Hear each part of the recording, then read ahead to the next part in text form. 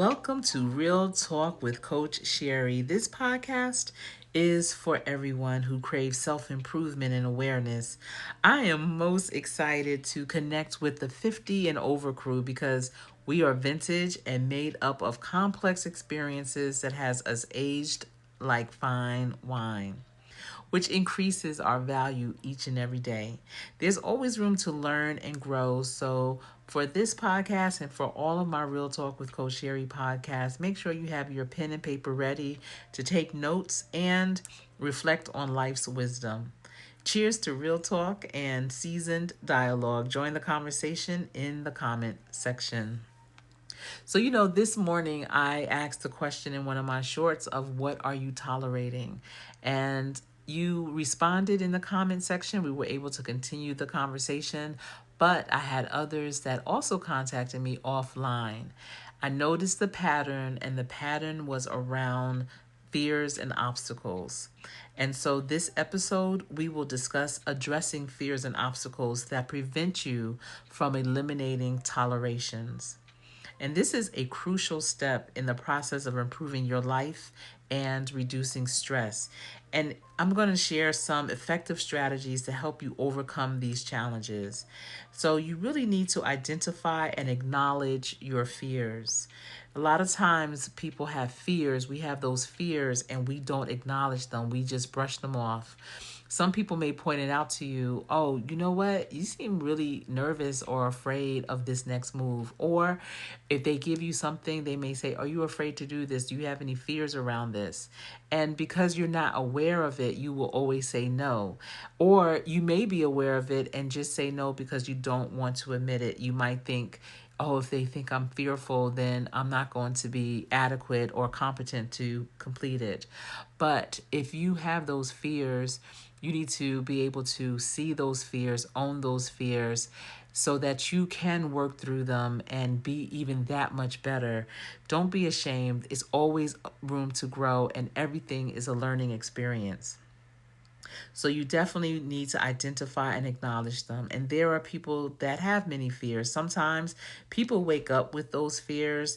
They have those fears pop up in their mind throughout the day. They go to bed with those fears. And you just sit with them and ask, what are you fearful of? Why are you so fearful? And many times people will say, I don't know. I don't know what it is. I don't know why I have those fears. They've never really addressed them head on. They never had conversations around them. But now it's time for you to hold up that mirror and look directly in your eyes and understand the why and the what you are fearful of. Because once you can actually see it for yourself, then you can move through the process of eliminating them, which makes room for you to be able to eliminate the things that you are tolerating. Without that, you will continuously tolerate those things. You'll almost start to feel that that's your road in life to take. That's your cross to bear. But it absolutely is not. And it takes mindfulness, self-awareness, and self-improvement. So the first step is to clearly identify what fears are holding you back. And I'm just going to share what some common fears are. And if any of them resonate with you, put a number 10 in the chat. So the first is the fear of change. Now, change happens all the time in many, many ways. Change in your relationship with your partner. Change in location. We are a very transient society. People are moving not just around their town, but around their state, around the country, around the world. Change of, jobs, change of careers, changing your business, whatever your offering is, changing what you offer in your business, your product or service. Fear of conflict. So many people avoid having those real conversations. They don't have to always be an argument. It's just a matter of debating and advocating for yourself in a more professional way. It doesn't have to be yelling, screaming, cussing them out, but really having that fear because maybe you don't want them to leave. Maybe you don't want it to be over. Maybe you don't want to hurt someone or get hurt. So that is a real fear. Fear of failure. People always say, they didn't do it because they are afraid to fail, or, they would have, done better, but that failure bug got in them. And then there's that fear of success, which is the fear that I think really holds so many people back. And I'm definitely going to go into that more. Fear of disappointing others. Sometimes parents, we are the first life lessons for our children.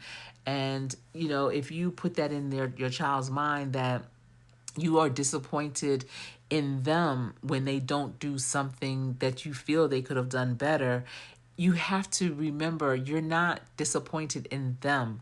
You may be disappointed in that particular action or that moment, and you really need to communicate that to your child so they don't grow up thinking that they are the disappointment and not necessarily those specific actions. Then you have the fear of the unknown. Just, you know what? I don't even want to go in that closet. I don't know what's back there. There's a lot of those moments in life that people fear. The fear of the unknown. And so, one of the things that I've always noticed, especially working with different participants in some of my workforce development programs, is that people really have a serious fear of success. And I know that, fear of failure made our list as well, but I really think that the fear of success overrides the fear of failure.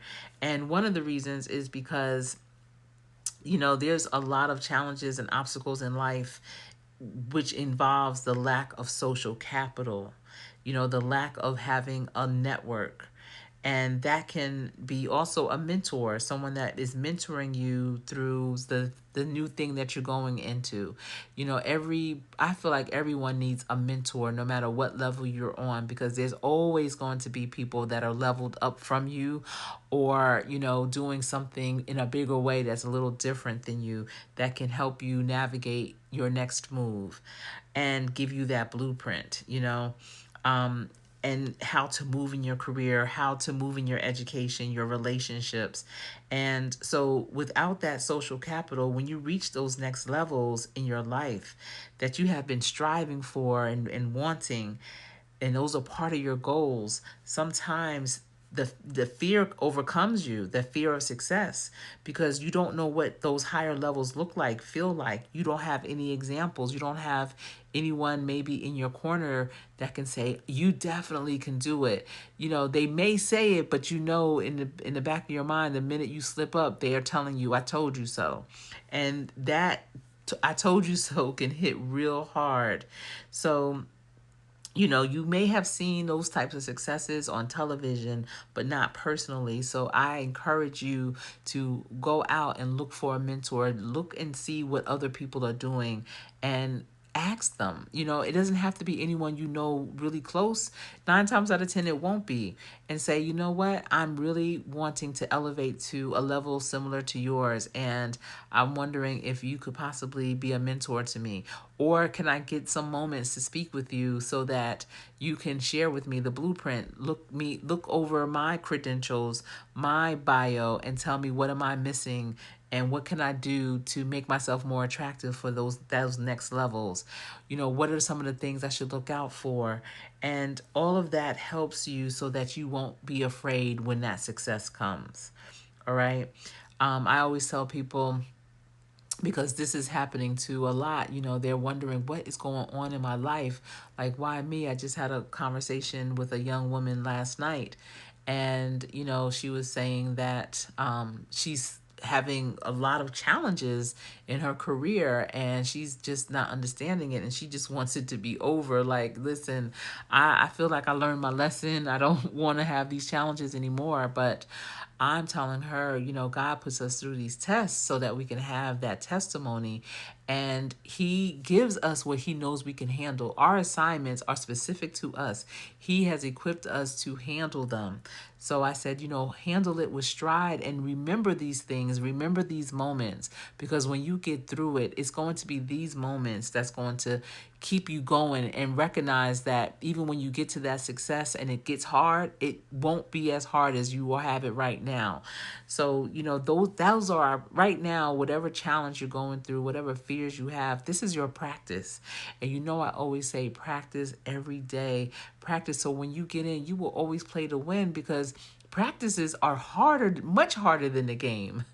If you've ever played any sport, basketball especially, I say, because that's the sport that I played, but I also know football is very hard, baseball, soccer, boxing, any type of sport, swimming, whatever. When you are practicing, the practices are always harder. You always run more. You always are, lifting heavier weights. You're doing more so that when you get into that game, when you make it to that next level, it's not as challenging. You are very prepared. You are groomed, you are, in shape for it. So look at what you're going through right now in your life. Don't be fearful of it. Don't, want to give up. Don't think it's too heavy. Understand that you're getting stronger each and every day and be grateful for it. In this hard time that you want to call hard, thank God for it and be grateful for it. Okay? That's something that I totally believe. I've experienced it for myself. I've seen others experience for themselves, and it definitely can help you in the long run. Just trust the process. When people say trust the process, that is really what they mean. Okay. Now, once you've identified your fears, you want to acknowledge them without judgment. Remember that fear is a natural human emotion and doesn't define your capabilities. You want to analyze the root causes. Now, I'm one of those people that I always want to know what the root cause is.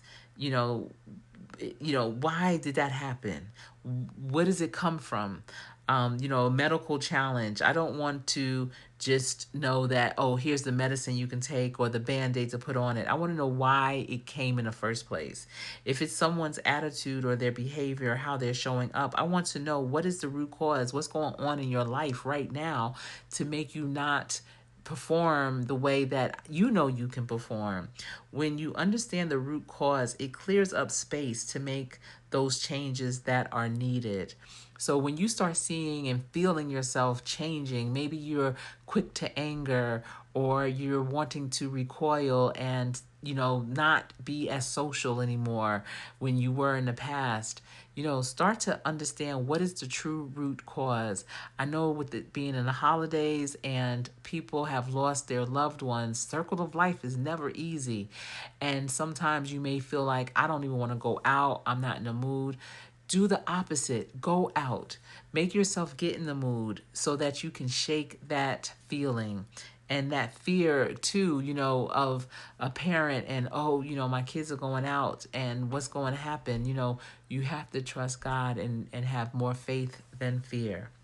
So you want to dig deeper to understand the root cause of your fears and obstacles.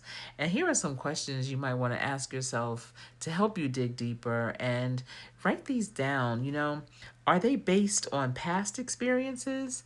Determine when did this actual fear start? Is it a recent fear or do you feel like, what? I kind of always felt this way. And when did it start? And what was the circumstances around that? Another question is, are they influenced by societal or familiar expectations? Is it something that society is telling you to do or your family? Is it something that, you're trying to do to keep up with the Joneses? Or is it something that, your people are putting down on you? And are they stemming from limiting beliefs about yourself? Maybe you feel like, I have a fear because I am an imposter. I don't have the credentials. I have the knowledge and maybe they'll find out. Is that a fear? And should it be? Because if you are competent in it, then clearly you didn't need to have that extra credential. So understanding the origins of your fears can definitely help you address them more effectively. And so you want to reframe your perspective and challenge your fears and obstacles by just reframing them. So, okay, a worst case scenario analysis. What's the worst that could happen if you eliminate this toleration? Is it truly as bad as you imagine? And a best case scenario, visualization. You want to imagine the positive outcomes of eliminating the toleration. How would your life improve? Would you be more productive? Would you find yourself having more happiness? Would you be able to truly be an active listener when you're having conversations? What are some real things that can happen if you were to eliminate those things that you are tolerating? You probably would be able to look at the person or the place or the thing that you're tolerating. You can probably look at them with a clearer vision, because right now you probably can't hear what's going on because you're tolerating and you're really mad inside. So, a reality check. You want to evaluate the likelihood of your fears coming true. Often our fears are exaggerated. 98% of what we fear never come true, yet it's the 98% that we focus most on, and that leaves room for things that we tolerate. If you are just so laser focused on what probably won't happen and you're just so focused on that, you're going to start tolerating things almost unconsciously. So you want to definitely be aware of that. Develop an action plan and break down the process of eliminating tolerations into smaller, manageable steps. So you want to start with the easiest toleration to eliminate. You want to set specific, achievable goals for each of those steps. You want to create a timeline for addressing each toleration. Are you how many times are you going to let this happen? What are the next steps? What is the end date? Okay? And this approach can help reduce overwhelm and build confidence as you progress. And you want to build a support system. So don't face your fears alone. Share your goals with trusted friends and family members. Have meetings, maybe every couple of days, twice a week, having those conversations, or once a week with your family members or your friends. And consider working with a therapist or a life coach for sure. Join support groups or online communities focused on personal growth. I know, when I do goal setting, and I'm going to start back up in January, we meet once a week, an accountability group. Having a support system can definitely provide encouragement, accountability, and different perspectives on your challenges. And you want to practice self compassion. Be kind to yourself throughout this process. Give yourself grace. Acknowledge that change is difficult. It is. It's not easy. It doesn't always feel good. Change is definitely a conscious effort. And our mind is really the first bit of technology that we've ever experienced. And we can reprogram our minds to think the opposite of how it had been programmed to think, which could include those fears, negative self talk. When you feel yourself thinking about those things or slipping into it, I want you to really snap yourself out of it and immediately think the opposite. I say this so often, especially when I'm doing essential skills training, and I see the blank look of people, that are participating. They're looking at me like, really? And I'm looking at them like, yes, really.